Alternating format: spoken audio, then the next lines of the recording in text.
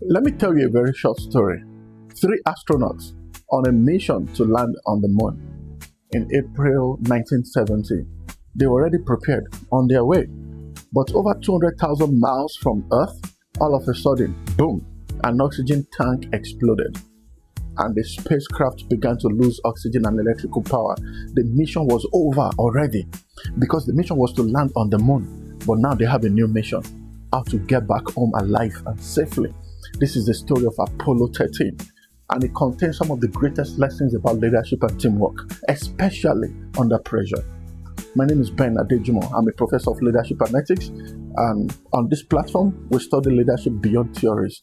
We examine real situations where decisions, character, teamwork, and ethics will determine an outcome. So follow me and watch my other videos. You will like them. Back to our Apollo 13. The first lesson I want us to learn from this story is that this team accepted their realities very quickly. Apollo 13 launched on April 1970, right? They have Jim Lovell, Jack Swigert, and Fred Haise.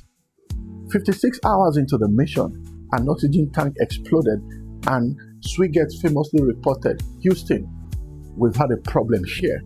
Some type of control room back in Texas, okay? Now, notice what happened next. They did not spend the next 2 hours arguing whose fault it was. Nobody said, who installed this? Nobody said, who approved this equipment? Who is getting fired? Those questions is not relevant, because at that moment, blaming someone will not save anyone. What would they have to do? They changed the objective of the mission immediately. Let's forget about landing on the moon. Let's bring ourselves back home. That right there is leadership. Great teams understand the difference between investigation and emergency response.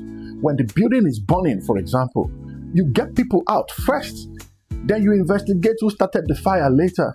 That's the procedure. What's the leadership lesson here? When reality changes, your strategy must also change. It's important.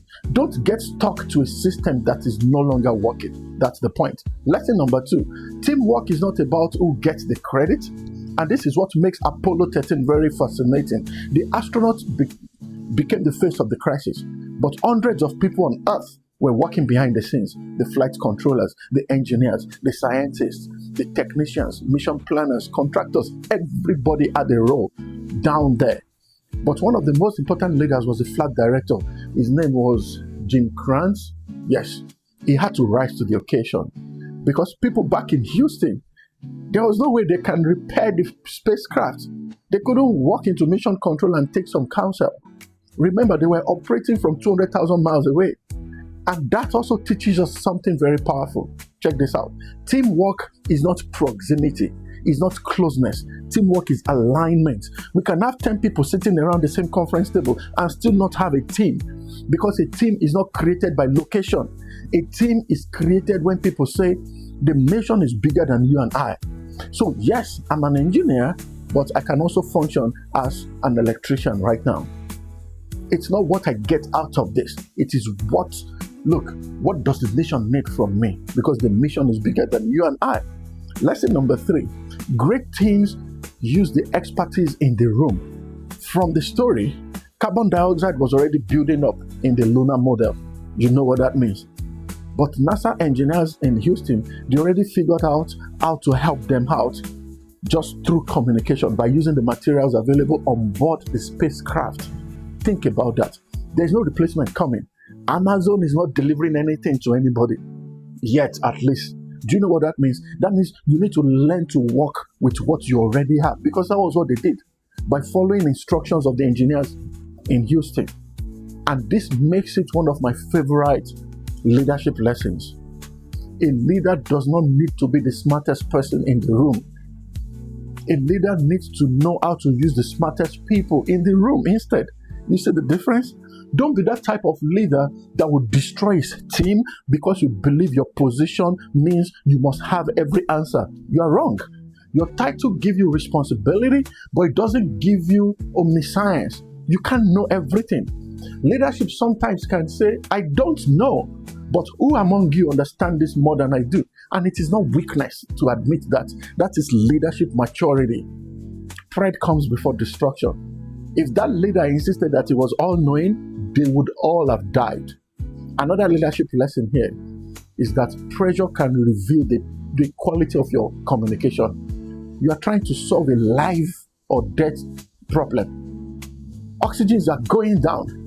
Everything is limited already. So this is not a moment for long speech and motivational talks. Communication has to be precise, clear, relevant, and calm. Precise, clear, relevant, and calm. Imagine the amount of information flying from everywhere. But mission control had to know that these astronauts need the right information at the right time. And this is where many organizations fail. Everybody's talking. WhatsApp, emails, management, employees, everybody's talking at the same time, meetings upon meetings, and communication is still not happening. You know why? Because communication is not measured by how much was said. It is measured by whether the right message was understood and acted upon. Did you get that? Because in crisis, confusing communication can be another crisis on its own. So if you want to know a great team, they will establish who is communicating, what information matters, who makes the final decision, and what does everyone need to know right now. Remember the popular saying that too much cook spoils the broth. When too much of people are involved in something, sometimes it may not be well done. That's the point I'm trying to make. And the final lesson here is that great teams turn failures into a new definition of success. Apollo 13 did not land on the moon. The original mission failed. Think about that. If your only measurement of success, did they land on the moon? No. But April 17, 1970, Apollo 13 splashed down safely in the Pacific Ocean. And all the 3 astronauts came home alive. That right there, that was a success. Moon landing was lost, but they came back home alive. That's a big deal. So you need to know when to stop the original plan, especially when it is not working anymore as a leader. Be able to tell yourself, given our new reality right now, what is the most important thing for me? Are we going to continue this strategy because it makes sense, or because my ego doesn't want to admit that this situation has changed? Good question. Apollo 13 teaches us one extraordinary lesson. Teamwork does not mean everything has to go according to plan. It simply means when everything stops working, people can still know how to work together. And don't forget that. Let me recap very quickly. Accept your reality quickly. Put the mission above your ego. Use the expertise in the room. Communicate clearly under pressure and redefine the definition of success when the circumstances change. Take it to your business place. Take that to your school. Take that to your home. Take that to every leadership position you find yourself. The greatest leadership achievement is not about getting to the destination that you originally planned. Sometimes it's about bringing everybody home. So the question I'm going to ask you is, was Apollo 13 a failure? Let me know in the comment section. My name is BenAdejumo. I teach leadership and ethics at Western Covenant University, Los Angeles, California. And if this video makes sense to you, or you like things around leadership and ethics, you're in the right place. Please subscribe to my channel and watch my videos, and I'll be back. I'll see you around.